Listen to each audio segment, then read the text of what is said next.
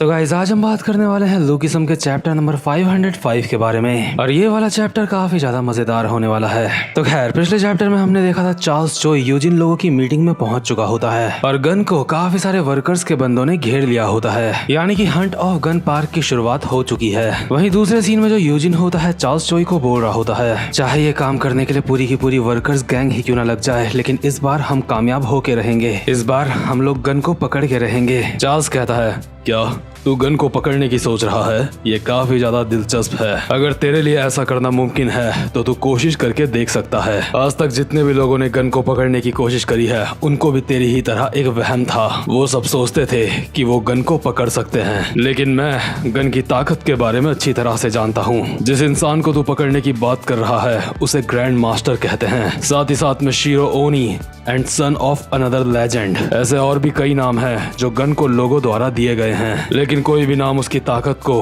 पूरी तरह से बयान नहीं कर पाता। और वहीं दूसरे सीन में हम देखते हैं गन के ऊपर हमला शुरू हो चुका होता है। अभी कुछ बंदे जो कि ज्यादा मामूली नहीं होते वो उछल के आते हैं गन के ऊपर हमला करने के लिए, बट गन एक ही मुक्के में इन सब की हालत खराब कर देता है और इनमें से एक बंदे के मुंह पे मुक्का मार के उसको जमीन में चिपका देता है। उसके बाद अपने सामने वाले बंदे को, जिसकी फाइट एक बार वास्को के साथ भी हुई थी, उसके मुंह पे मुक्का मार के उसकी हालत काफी ज्यादा खराब कर देता है। बट इतने में ही काफी सारे बंदे और उछल के आ जाते हैं गन के ऊपर हमला करने के लिए, और इनमें से जो डोसो ली होता है अपने कोट से हथौड़ा निकाल के कहता है, तू आज मेरे हथियार का स्वाद चखेगा। बट गन इनमें से एक के पेट में घुटना मारता है और इन सब की हालत खराब हो जाती है। एक आधे हवा में लहरा रहे होते हैं और कुछ लाइन में मार खा रहे होते हैं। इन बंदों की गन के सामने कुछ भी औकात नहीं लग रही होती। और दूसरे सीन में चार्ल्स यूजिन को बोल रहा होता है, चाहे कितने भी लोग गन को मारने के लिए आ जाएं, लेकिन इससे फर्क नहीं पड़ता, क्योंकि जब चूहे अपनी सेना बना लेते हैं तो इससे कोई फर्क नहीं पड़ता, क्योंकि आखिरकार वो चूहे ही होते हैं। और भले ही उन चूहों के साथ कुछ सड़क के कुत्ते भी शामिल हो जाएं, लेकिन फिर भी कुछ नहीं बदलता। और वो सड़क के कुत्ते वही लोग होते हैं जिन्होंने किसी टाइम पे वास्को और एलाई के साथ भी फाइट करी थी और उन्हें काफी ज्यादा अच्छी टक्कर भी दी थी। और अभी उनमें से ही एक बंदा उछल के आता है गन के ऊपर हमला करने के लिए अपने हथियार से और कहता है, गन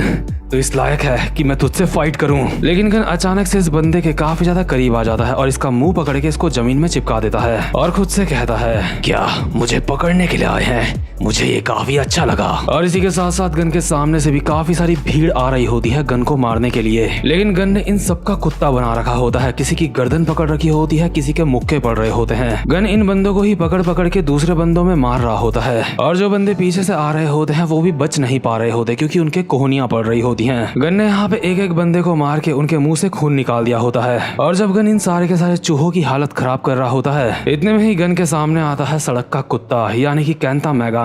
और मैं इसे सड़क का कुत्ता इसलिए बोल रहा हूँ क्योंकि चार्ल्स चोई ने ऐसा कहा था। मेगामी गन को देख के पहले ही काफी ज्यादा गुस्से में होता है और गन की तरफ अपने सबसे ज्यादा खतरनाक वाला मुक्का मारते हुए कहता है, गन ये मेरे पिताजी का मुक्का है। लेकिन गन कैंता के मुक्के में अपना मुक्का मार देता है और कहता है, छंड इंसान, ये वो मुक्का नहीं है जो मैंने मारा है, ये वो मुक्का है जिसने तेरे बाप की जान ली थी। और गन के इस मुक्के से कैंता तो उड़ता हुआ दूर जाता ही है और साथ ही साथ में 15-20 लौंडे और उड़ते हुए जाते हैं। बट इतने में ही दो काफी ज्यादा हट्टे कट्टे बंदे गन को पकड़ लेते हैं और पीछे की तरफ धकेलने लगते हैं। और इनमें से एक होता है सातो काजुमा और दूसरा होता है गॉड डॉग का बंदा, यानी कि पहले वो गॉड डॉग में था लेकिन उसने बाद में गॉड डॉग छोड़ दी थी। और ये दोनों ही स्ट्रेंथ के मामले में काफी ज्यादा ताकतवर होते हैं। और यहाँ तक कि सातो काजुमा इतना ताकतवर होता है कि उसने अपने एक रैपट से कई सारे लोगों की जान भी ली होती है। लेकिन अभी ये दोनों हट्टे कट्टे बंदे अपना पूरा दम लगा रहे होते हैं, लेकिन इसका कुछ भी फायदा नहीं होता। गन इन दोनों को पकड़ता हुआ बस सीधा चलता जा रहा होता है और ये दोनों पीछे की तरफ खिसक रहे होते हैं। और गन को देख के ऐसा बिल्कुल भी नहीं लगता कि इनको पीछे हटाने के लिए वो बिल्कुल भी मेहनत कर रहा है। इसके बाद गन इन दोनों के ही सिर्फ एक मुक्का मारता है और इन दोनों को जमीन में चिपका देता है और कहता है, अपनी ताकत को इस तरह से इस्तेमाल किया जाता है। बट इतने में ही यहाँ पे एक बंदा आता है और गन को टक्कर मार के दूर उड़ा देता है और कहता है, क्या इस तरह से ताकत को इस्तेमाल किया जाता है? और गन जैसे ही हवा से जमीन में लैंड करता है, इतने में ही पीछे से उसे एक बंदा पकड़ लेता है जो उसे अपने हाथों से पिचकाने की कोशिश कर रहा होता है। और इस बंदे की एक बार फाइट हुई थी हमारे जेरी कॉन से,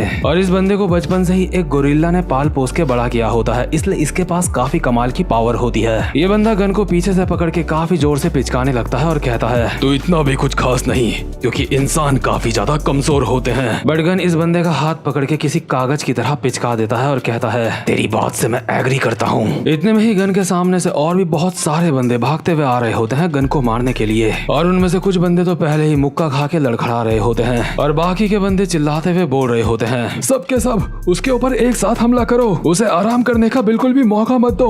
वो हरामजादा भी एक इंसान है, अगर हम लगातार उसके ऊपर हमले करते रहेंगे तो वो आखिर में थक जाएगा। चलो चलो चलो, हार मत मानो। मतलब कि इन लोगों ने अपनी पूरी की पूरी जान लगा दी होती है गन को मारने में। लेकिन जैसा कि चार्ल्स ने कहा था कि चूहे कितने सारे भी हों इस बात से कोई फर्क नहीं पड़ता, क्योंकि आखिर में चूहे चूहे ही होते हैं। और अभी गन इन चूहों की काफी अच्छी तरह से तोड़ रहा होता है। बट इतने में ही यहाँ पे बिग डील का फॉर्मर मेंबर ओल्ड फेस भी आ जाता है, जो कि देखने में काफी ज्यादा बुढ़ा लगता है पर होता नहीं। और गन ओल्ड फेस को देख के कहता है, हरामजादो, तुम बूढ़े लोगों की भी मदद ले रहे हो मुझे पकड़ने के लिए। ये सुन के ओल्ड फेस कहता है, लेकिन हम तो लगभग एक ही उम्र के हैं। बट इतने में ही गन के पीछे से होता है सरप्राइज अटैक। एक एम्बुलेंस बहुत ही तेजी से गन की तरफ आती है पीछे से और गन को अपने साथ लेके सीधा दीवार में जाके टकराती है। और इस एम्बुलेंस के साथ साथ में 4 एम्बुलेंस और आती हैं जो सीधा वही दीवार में जाके टकराती हैं, जो कि इस चीज के लिए होती है कि गन बिल्कुल भी जिंदा ना बच जाए। और जैसे ये 4-5 एम्बुलेंस गन को ठोक देती हैं तो इनमें से इनके ड्राइवर्स बाहर निकलते हैं और आपस में कहते हैं, हमने सारी एम्बुलेंस उसके ऊपर ठोक दी,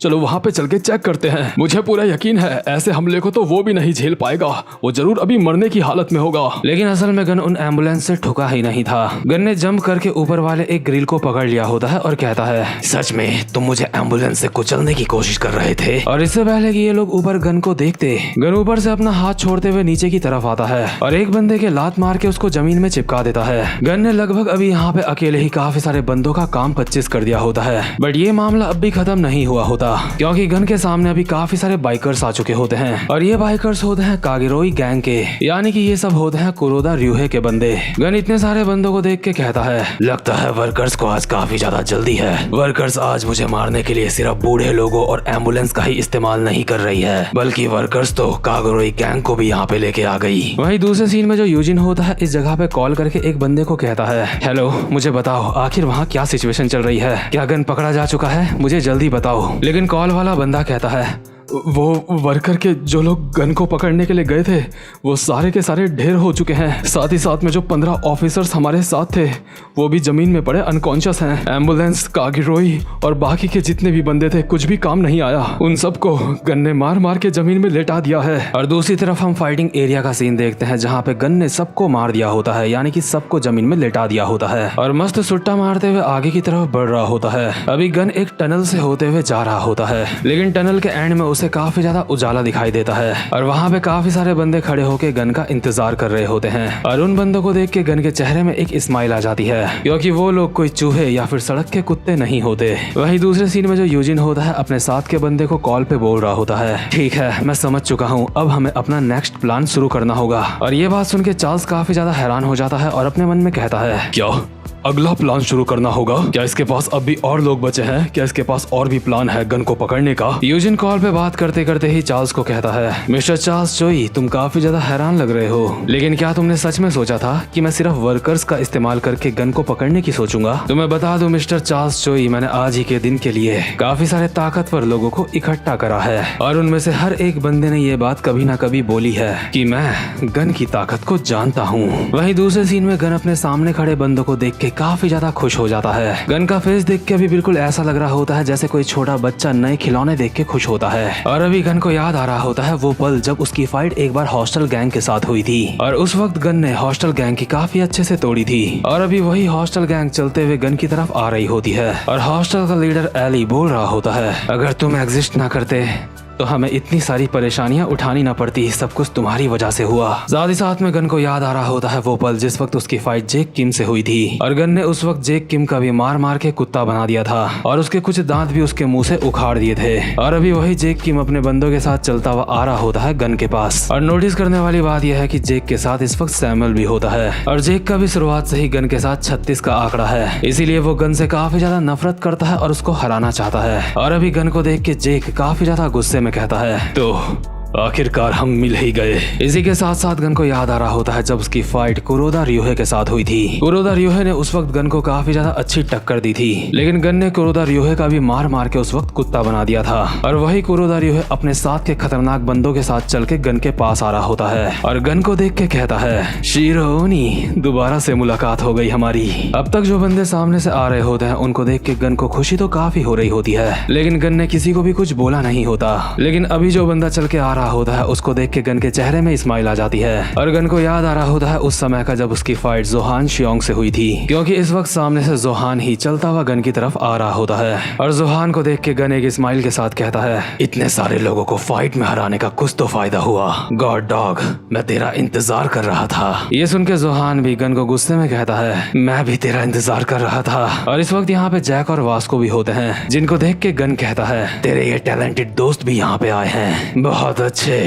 वास्को कहता है, मैं बुरे लोगों को सजा देने के लिए आया हूँ। और क्योंकि यहाँ पे ओजी डैनियल दिखाई नहीं दे रहा होता, इसलिए जैक कहता है, लगता है डैनियल पहले ही अनकॉन्शियस हो चुका है। और इस वक्त गन को इन सारे के सारे बंदों ने चारों ओर से घेर लिया होता है और गन इतने सारे खतरनाक बंदों से घिरने के बावजूद भी काफी ज्यादा रिलैक्स लग रहा होता है और मस्त करके अपनी सिगरेट जला रहा होता है और कहता है, ये सच में एक मुसीबत है, लेकिन मुझे ये काफी ज्यादा पसंद है। तो गाइस फाइनली असली हंट ऑफ गन पार्क अब शुरू होने वाला है, लेकिन हमने पहले जो हंट ऑफ गन पार्क वाली इमेज देखी थी और अभी हम जो ये देख रहे हैं इसमें एक छोटा सा फर्क है। वो पुरानी वाली फोटो में हमने देखा था कि गन को जब इन सारे लोगों ने घेरा हुआ होता है तो ओजी डैनियल भी यहाँ पे था, बट इस वक्त ओजी डैनियल इन लोगों के साथ मौजूद नहीं है। लेकिन जो भी हो, आगे काफी ज्यादा मजा आने वाला है, क्योंकि गन को सच में काफी सारे खतरनाक लोगों ने घेर लिया है और ऐसे में ना मैं गन को हारता हुआ इमेजिन कर पा रहा हूँ और ना ही इन लोगों को हारता हुआ इमेजिन कर पा रहा हूँ। यानी कि आगे कुछ ऐसा होने वाला है जो थोड़ा हटके होगा। तो गाइस इसी के साथ ये वाला चैप्टर यहीं पे खत्म होता है। उम्मीद करता हूँ कि आपको आज की वीडियो भी अच्छी लगी हो। और देखो, जिस तरह की डिटेल्ड एक्सप्लेनेशन आपको मेरे चैनल पे मिलती है और जिस तरह की एक क्वालिटी एक्सप्लेनेशन आपको मेरे चैनल पे मिलती है और आपको कहीं भी नहीं मिलेगी, इसलिए अगर आपने मेरे चैनल को अब तक सब्सक्राइब नहीं करा है तो जल्दी से इस चैनल को सब्सक्राइब कर लो।